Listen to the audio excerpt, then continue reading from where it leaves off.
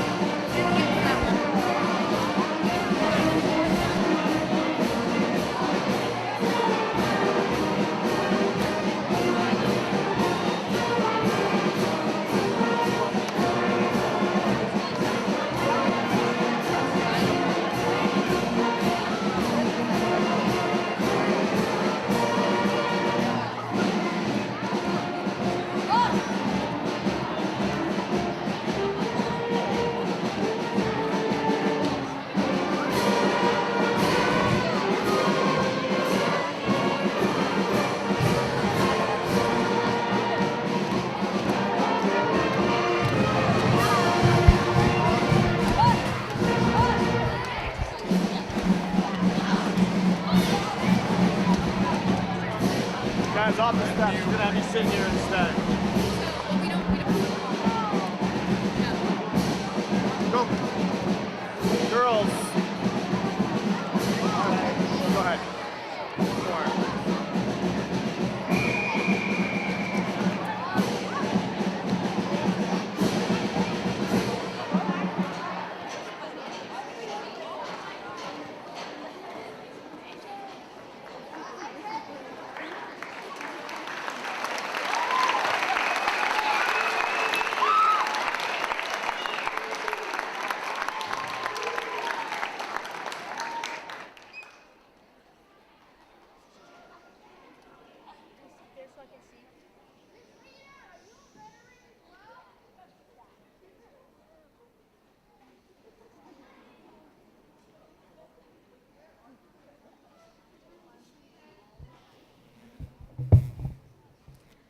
Good afternoon.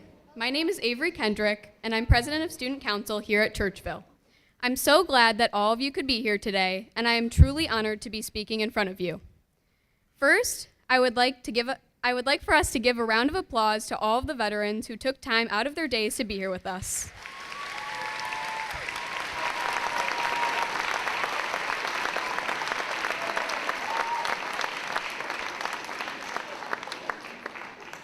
At a time when our lives seem to revolve around political opinions, it is easy to forget that freedom isn't free, and that the foundations of this country go far beyond a pamphlet, a TV commercial, or a politician. It is easy to take our rights for granted. As Ralph Waldo Emerson once said, "It is the veteran, not the preacher, who has given us freedom of religion. It is the veteran, not the reporter, who has given us freedom of press. It is the veteran, not the poet, who has given us freedom of speech. It is the veteran, not the campus organizer, who has given us freedom to assemble. It is the veteran, not the lawyer, who has given us freedom to a fair trial. It is the veteran, not the politician, who has given us the right to vote." Today and every day, we cannot forget that exercising these rights wouldn't be possible without those who fight to protect them. The United States was founded as a nation of justice, liberty, and above all, freedom. Words cannot express our gratitude to the incredibly courageous people who have served our country, and no matter what, protected our rights and our freedoms. I would now like to introduce our principal, Mrs. Reeder.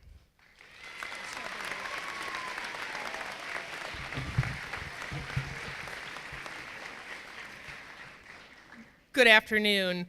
It is my privilege to welcome you to our 10th annual Veterans Day ceremony. To our honored guests, students, parents, and staff, thank you for attending.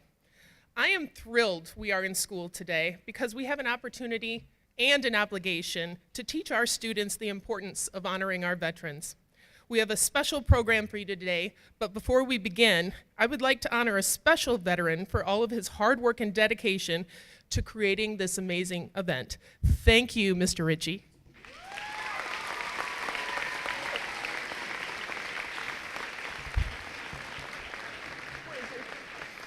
Oh, he's over there.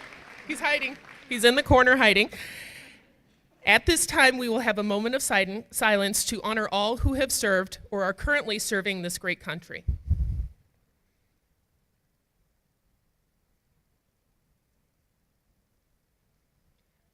Thank you. Now I would like to introduce Boy Scout Troop 417 to present the colors.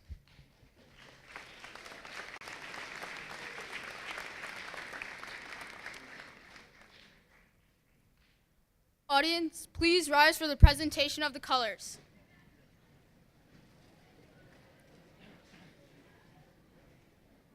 Please remove all non-religious headgear.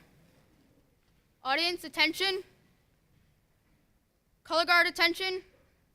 Please place your right hand over your heart. Those in uniform, please salute. Color guard, forward, march.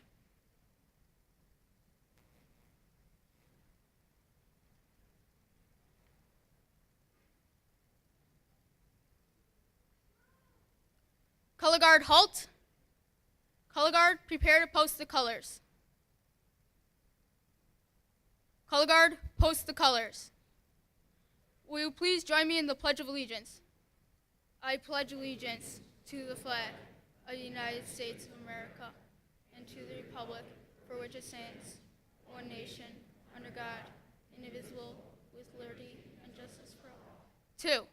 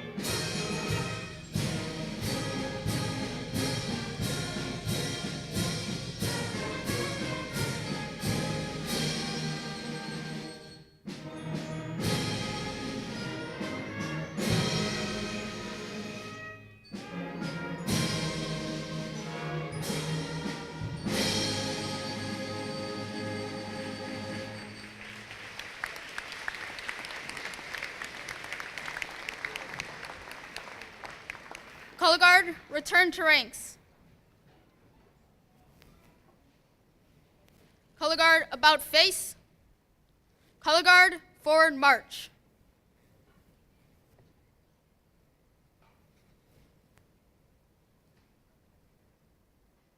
Color guard, halt. Color guard, dismiss. Audience, please be seated.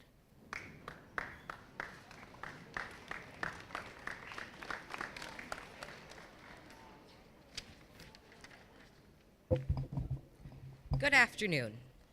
My name is Nathan Thukudabiabu, and I am an 8th grader here at Churchville. Today, I will be sharing why I honor the American flag. I pledge allegiance to the flag of the United States of America and to the republic for which it stands, one nation, under God, indivisible, with liberty and justice for all. Every morning, we raise our hands to our souls and recount the words to the Pledge of Allegiance. As I speak those words, I look at the American flag with a feeling of pride and obligation. For me, those were not simply straightforward words. They were a guarantee of pledge to this nation to be a dependable subject to the land that has turned out to be a home to such a significant number of individuals and satisfied endless dreams. The American flag has one kind of significance to every last individual. In the U.S., as well as all around the globe, the American flag symbolizes opportunity, pride, respect, and duty. The red, white, and blue speak to solidarity and equity and the chance to make your dreams reality. The flag, likewise, helps me to remember our military taking a chance with their lives and making day-by-day chances to anchor our opportunities and to guarantee the security of others. I truly appreciate their support of this extraordinary country. These people know firsthand that opportunity isn't free. They are set up to make definitive forfeit to secure our extraordinary country. Our opportunity is just acknowledged with their sacrifice, administration, and responsibility. As Americans praise the 4th of July, it is essential that we set aside opportunity to consider the emblematic stars and stripes and understand that inside and out, the American flag has turned into an image of expectation. I cherish the United States of America, and I'm filled up proudly each time I see our American flag. Thank you.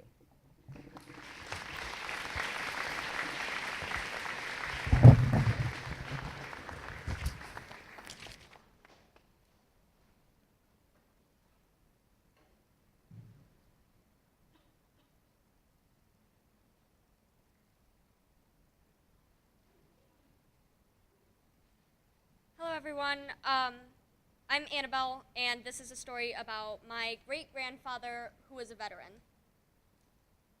On his second tour in Vietnam, my great-grandfather met with a woman who told him his future. My grandpa at the time didn't believe what she was saying about his kids, future grandkids, and future great-grandchildren. When things got rough during that tour, the thought of his family expanding kept him going.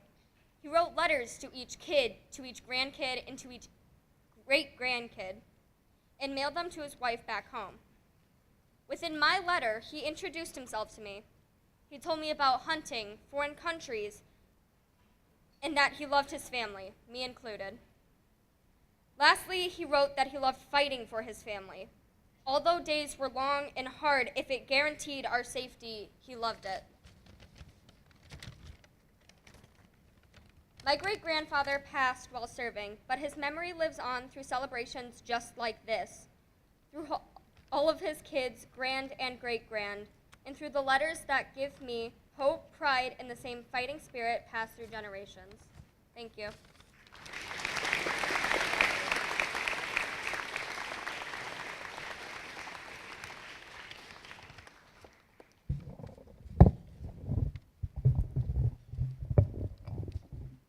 Now, a history of Veterans Day. November 11th, 1918, the time 11 a.m. After more than 4 years of gruesome combat, the world summed 17 million human lives. World War I had finally come to an end when armistice, or ceasefire, went into the effect at the 11th hour of the 11th day of the 11th month. The war to end all wars was over at last. 1 year later, in 1919, President Woodrow Wilson would declare November 11th Armistice Day to honor the end of the Great War, with the day officially becoming a federal holiday dedicated to the cause of world peace in 1938. Then in 1954, after U.S. involvement in yet another world war, as well as Korea, Congress decided to change the name from Armistice Day to Veterans Day to honor American veterans of all wars. What sets Veterans Day apart from its sister holiday, Memorial Day, and makes it so special is the fact that we are not only paying tribute to those who lost their lives in the service of their country, but giving a special thanks to the living veterans who have served their country honorably during war or peacetime. In social studies classes, we focus not only on the history and geography of our nation, but also learn to become future leaders, responsible citizens, and take pride in our nation. These civic responsibilities include participation in processes of government, defending one's country, serving the community, promoting the common good, as well as upholding democratic values such as freedom, equality, and justice. Veterans Day is a celebration of all these things. So today, we not only gather to pay tribute to our veterans for all they have done and sacrificed for this great country of ours, but also hope to inspire future generations to follow your brave lead. We honor you for your service. On behalf of the entire Churchville community, I would simply just like to say, thank you. Thank you.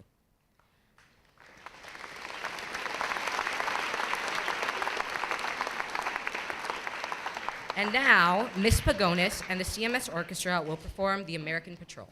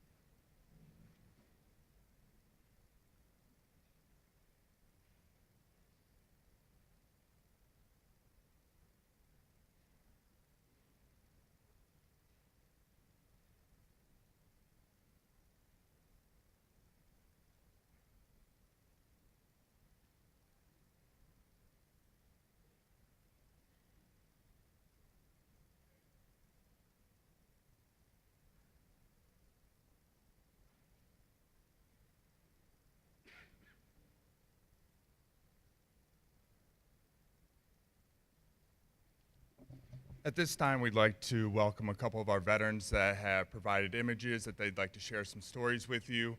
And if any other veteran would like to share a story, photos or not, please feel free to share with our students and our guests.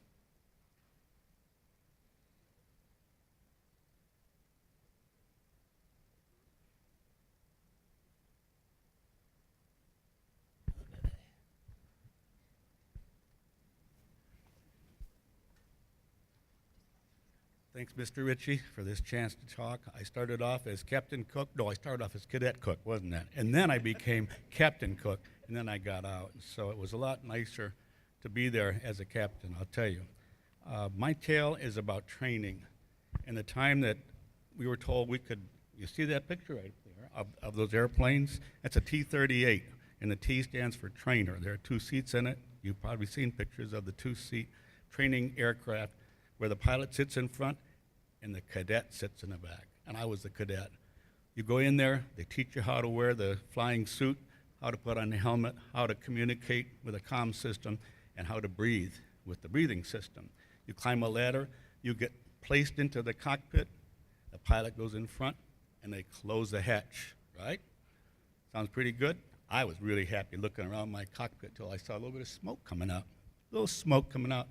And we're going down. He says, Cook, I want to talk to you, but we'll do that later. Right now, I got to go through my checklist, and we're going to take off.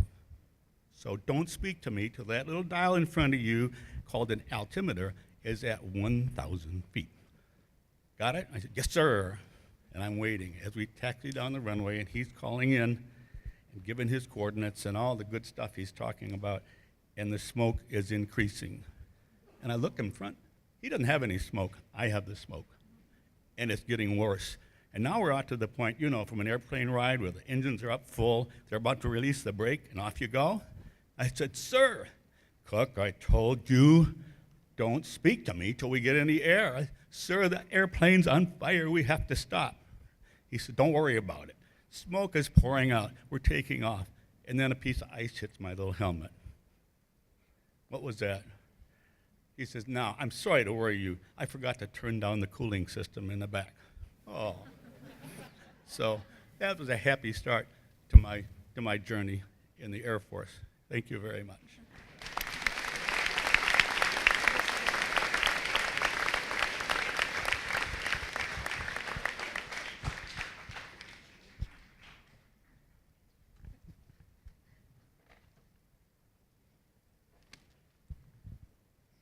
When Mr. Ritchie or my daughter contacted Mr. Ritchie, and I says, well, how long would you like to have us talk?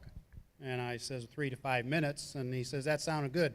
So I need somebody to time me here because what I got wrote down here, you know, I don't want to go past my 5 minutes because I've been in a crowd already where I wish a guy would sit down, you know. 50 years ago, last October 3rd, 1968, started my journey to Vietnam.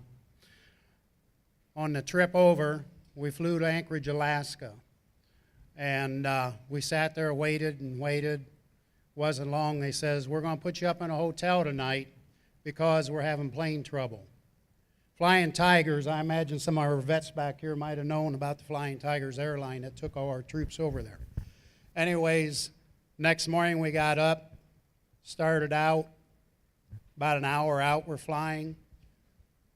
Come across, says, we're going to have to return. They dumped the fuel.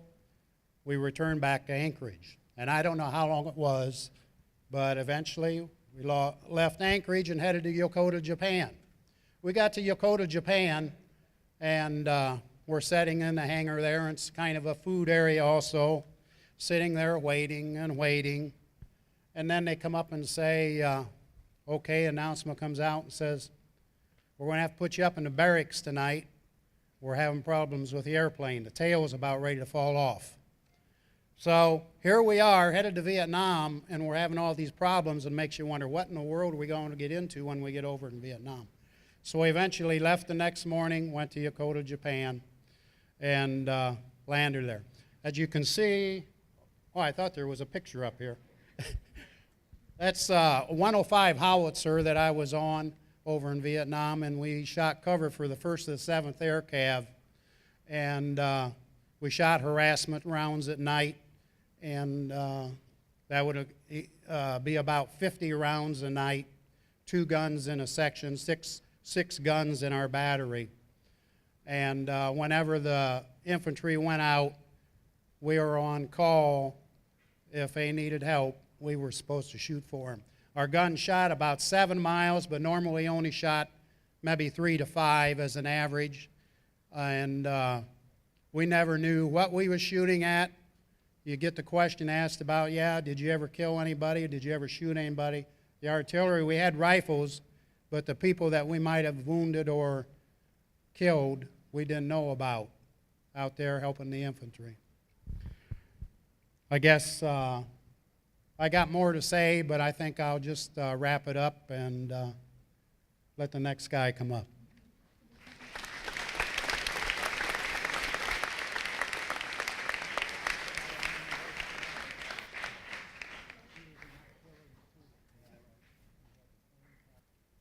I'm Ron Bocci. I spent 30 years in the military, 27 of that in the reserve components. Only 3 years active, and then during my reserve duty, I went on a mobilization to Bosnia. So one of the pictures you see up there is me with a major, and he's active duty Army, and I was a reserve. It shows you how close the services have become in today's world. If you go way back, they looked at the reserves as somebody that, shouldn't be brought into the picture. But they did, and that was during our Bosnia deployment. On the bottom of that slide, you see me as a battalion commander in front of 150 soldiers. Those are all reservists. They're your neighbors, and they're veterans just like the ones who go for 2 or 3 years. But they're in the reserve components, they have another job, and they have a family. They get mobilized. Right now, 37,000 reservists are on active duty. Since 9/11, 962,000 reservists were called out of their civilian life and sent somewhere, many of them into combat. So I think that on Veterans Day, we tend to forget that the reserve components are a big part of what our military is made of, and so I wanted to bring that to you. In Illinois alone, there's 25,000 people in the reserve components, and that includes Army, Navy, the National Guard, even the Coast Guard has a reserve components. A lot of us don't even think about that. The last thing I wanted to mention is the seriousness of being in the reserves. You might have seen it on the news lately. Major Brent Taylor, who was the mayor of North Ogden, Utah, and a major in the reserve components. He was in the National Guard, a military intelligence officer. He was killed in Afghanistan. So the people in the reserves, those people down the street that you know, and you see them going on a weekend in their uniform, they're important, and we don't want to forget about them on Veterans Day. So thank you very much.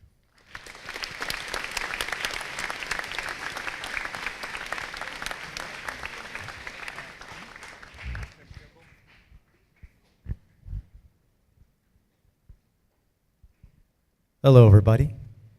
So I was in the infantry, and when I went in, I became a tank driver, and we basically drove this big tank here.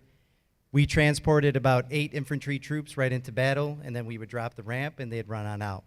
So this type of tank carried a couple different rounds. We had a 25 millimeter armor-piercing rounds, so it could penetrate vehicles. And then there was the HE, which was high explosives, which were light grenades. And also we had a tow missile on the side so we could take down enemy tanks. One story I'll share with you is that when you're outranked, you're never right. And there was a time when we were doing a training mission. We had a type of laser gear material around the tank, and we were doing a mission against other tanks and seeing, who could last the longest. And all I remember is my sergeant going, "Kimball, I said go left. We just got hit." And I'm like, "You said go right, I heard you." And he's like, "No, I said go left, GD." And I'm like, "No, you said go right." And then next thing I know, he tells me to open up my hatch, and I'm just heated right now. And I'm like, "Oh, that's it. Finally comes the day where this is going to, happen, And I'm like, all right, come on, let's go. And I get out of the tank, and everyone's driving around. There's tanks flying everywhere. And he's like, get down and give me push-ups. And I was doing push-ups on the front of this tank while everyone was driving around. And later everyone's like, dude, what happened? Why were you doing, exercises during the middle of that drill? And I'm like, well, because I told the sergeant I was right, and you found out I wasn't. And up in that top right corner, you see that's my squad up there, and I'm in the middle of these guys here. Great group of people. Thank you for letting me share that story.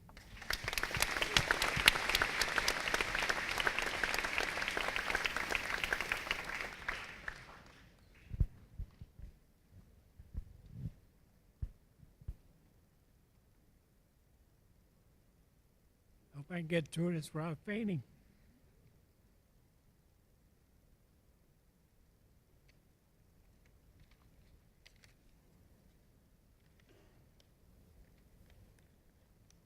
I have a short story to honor you.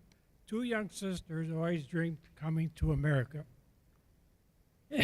This time they came when they left their village in Poland and boarded a ship bound for the United States.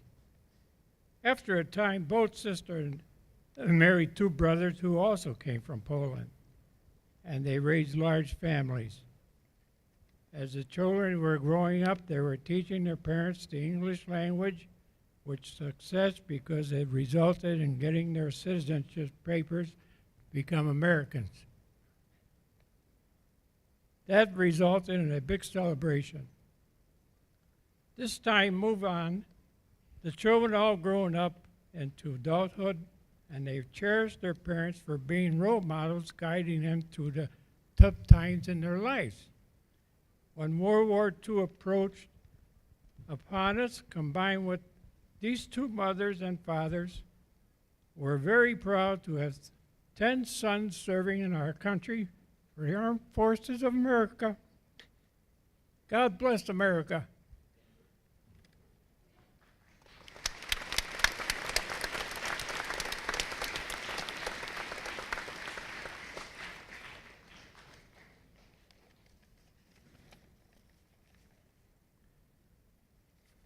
I am honored to be here along with all the veterans present here to thank this school for a grand patriotic celebration that you performed. This giant task involves a great deal of time and effort to produce, and all veterans present appreciate your dedication. We want to thank the students, teachers, faculty, and the director for your honor to our service for our country. The school deserves recognition for all schools to follow your dedication and presentation to veterans throughout our nation. Thank you very much. God bless America.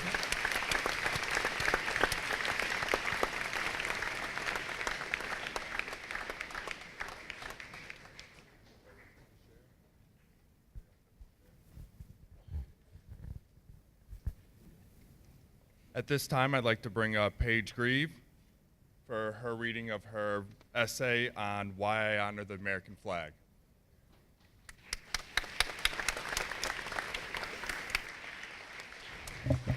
Hello, my name is Paige Grieve, and I'm an 8th grader at Churchville Middle School. And this is what the flag means to me. The flag is something very special. It has a meaning that's overlooked. The flag, as most know, stands for freedom. For me, the flag stands for freedom. But I see past freedom and realize that freedom is not all the flag stands for. Something the flag stands for that weighs heavily on my heart are the people who fight for our freedom. My grandfather is a U.S. Army veteran. Hi, Grandpa. So I understand that freedom's not free. The flag stands for being united as a whole and working together to overcome the bad in the world. The flag helps us to remember to stand united as a whole. The flag helps me to remember that there is bad in the world, but by coming together, we can overcome anything. The American flag was made by Betsy Ross. After she made this flag, they took it to war and waved it high in the air to show that they were working as a whole to overcome the bad. This act reminds me that when we wave our flag high and mighty, we remember that we can overcome anything difficult in this world, and that we will overcome it together. This world does not have peace, but when I look at the American flag, I know that there is hope at the end of a dark path that we will overcome together. Thank you.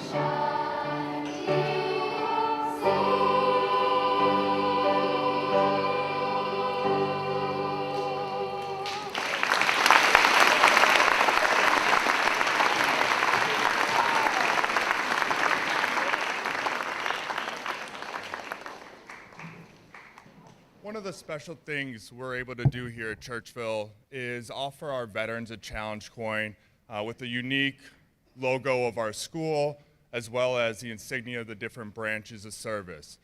In the military, this is something that when you receive a challenge coin, you take great pride in receiving it because it is often due to a job well done.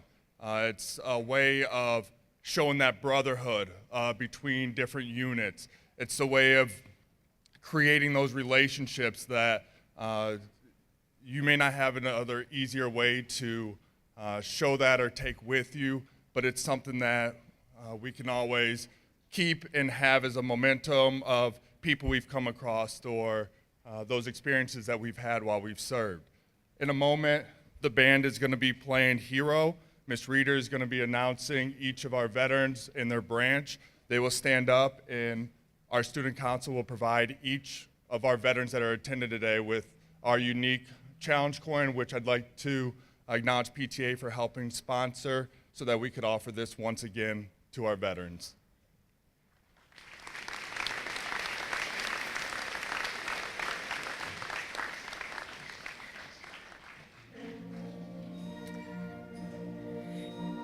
Andrew Hamill, Navy. Michael Parr, Army. Bruce Cook, Air Force. Thomas Brooks, Marines. Ron Bocci, Army. Benjamin Racine, Air Force. Tom Racine, Navy. Tom Babiar, Army. John Morrell, Army. Bill Swinich, Army. Robert Bohr, Air Force. James Ludhart, Army. William Edenhofer, Army. William Peterson, Army. Matt Shoemaker, Army. Reed Beckel, Marines. Tim Kimball, Army.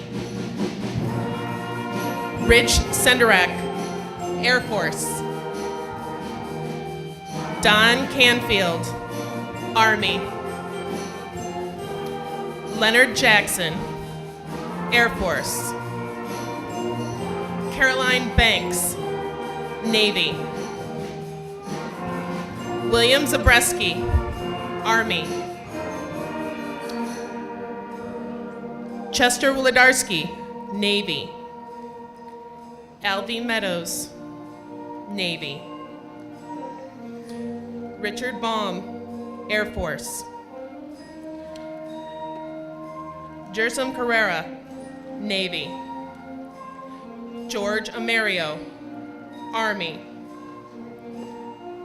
Don Ritchie, Air Force.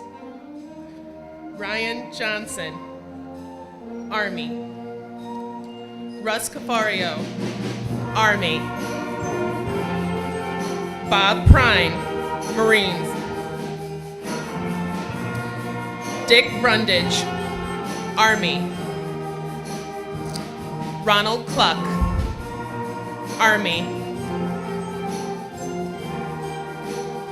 Michael Talene,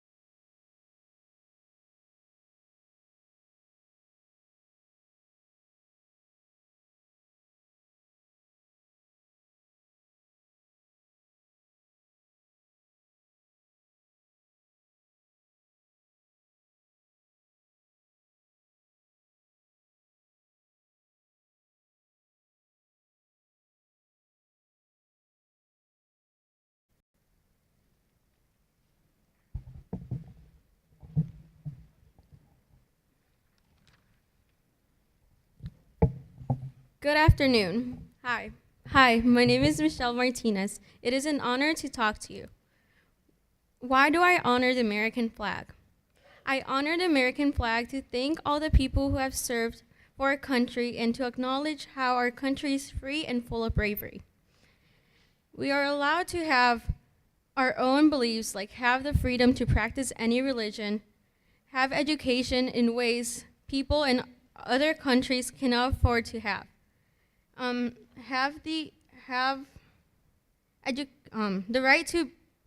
right of being able to love anyone you want, whether it is not illegal to love your own gender, or being forced to marry someone as many countries.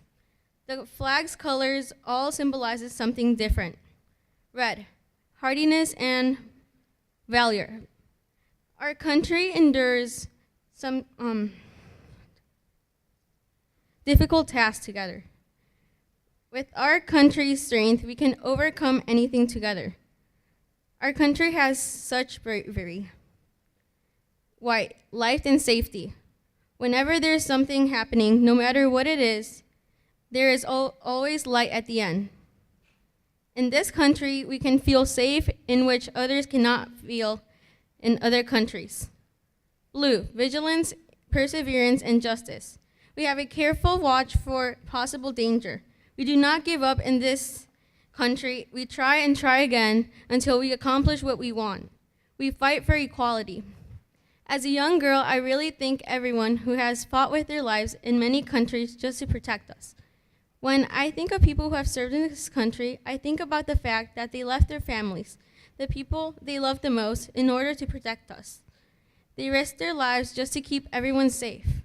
We must appreciate every single person who has given us the opportunity to be free.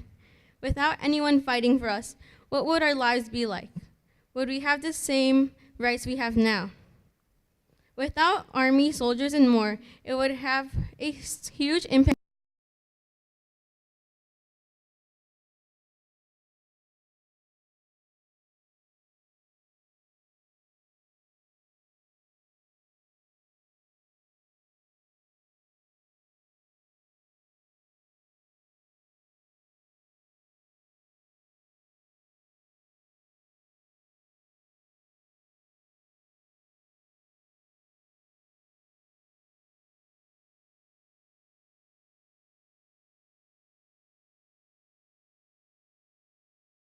Players in the area to come to play, and we pick and go to play taps at the cemetery.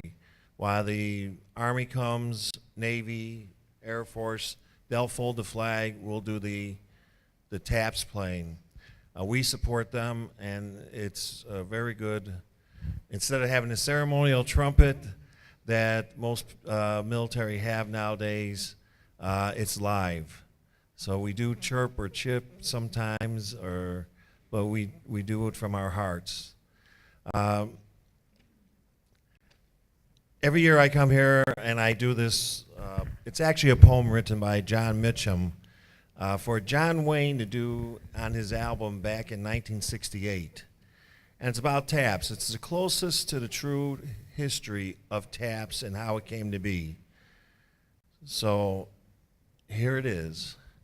It was July in Virginia.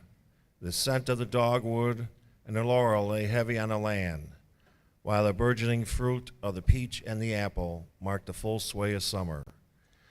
For 7 fateful days, the trees, the flowers, yes, the very ground itself, had shuddered under the roar of cannons, the bark of howitzers, and the crackling of legions of rifles. Now all was silent. The sledgehammer blows of Robert E. Lee and Stonewall Jackson had mauled the Army of the Potomac. And yet, that army was not destroyed. 7,000 men had fallen in that dreadful week, and the savagery of the conflict was grimly evident in the river of wounded that wound through the green hills. Now, a new soft sound drifted in the soft evening sky. For Colonel Dan Butterfield, a courageous and able soldier, was also a man of music. To honor his fallen comrades, he composed a simple and heart-wrenching melody. On July 2nd in the year 1862, its strains floated over the graves that scarred that dark Virginia earth.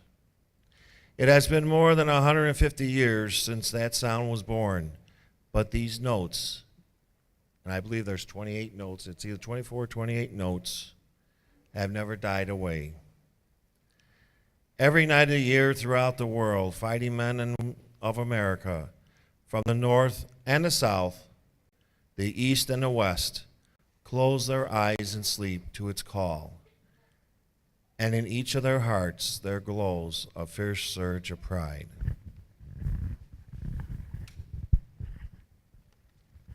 As I render taps, if you're able to stand, please stand and either hand salute across your heart or hand.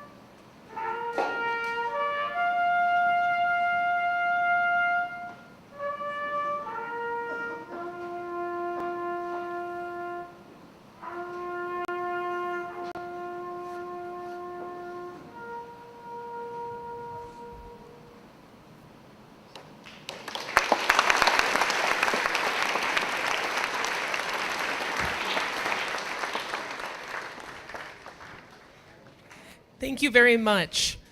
Before we have our Troop 417 come to retire the colors, we have one special name that was not on our list, and we forever apologize, and we would like special recognition right now for Bart Kalenda, Marine Corps.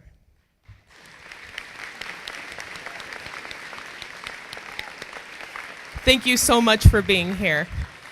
And now will Boy Scout Troop 417 retire the colors.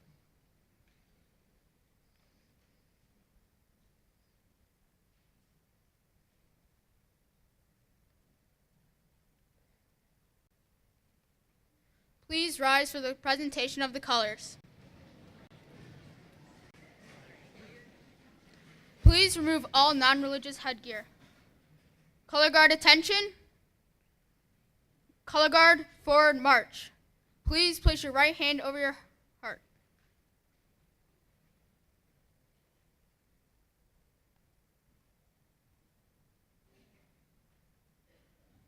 Color guard halt. Color guard prepare to retire the colors. Color guard retrieve the colors. Color guard return to ranks. Color guard about face. Color guard forward march.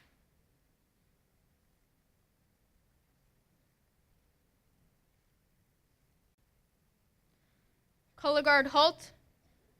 Color guard dismiss. Audience, please be seated.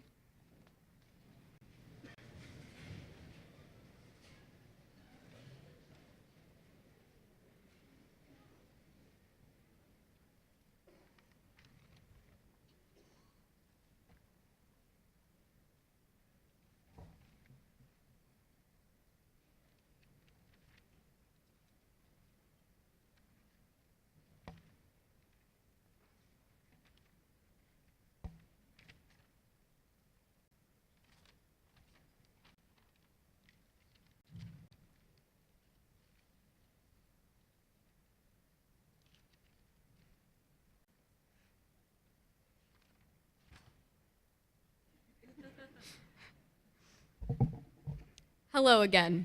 The Veterans Day Assembly is an event that Churchville looks forward to every year. Our school started it as a way for the Churchville community to celebrate and honor veterans, and we have influenced other schools to hold Veterans Day assemblies as well. Therefore, this day is very special and memorable to us, and year after year, it leaves people feeling inspired and proud. I would like to thank the band, orchestra, and choir for providing beautiful patriotic music for us to enjoy. I would like to thank Student Council, and especially Mrs. Algram and Mr. Peterson, for volunteering their time and effort toward this occasion, both inside and outside of school. I thank Mrs. Reeder and Mr. Cunningham for their support in making all of this possible. I also give my thanks to Mr. Ritchie for his endless, wholehearted dedication and devotion to this powerful ceremony. Finally, on behalf of everyone involved in this assembly, we thank the veterans who graciously chose to be here with us today. Your optimistic outlooks, despite the severely challenging obstacles that you have faced, are truly moving. The amount that you have risked for your country and for all of us deserves our eternal gratitude. Thank you.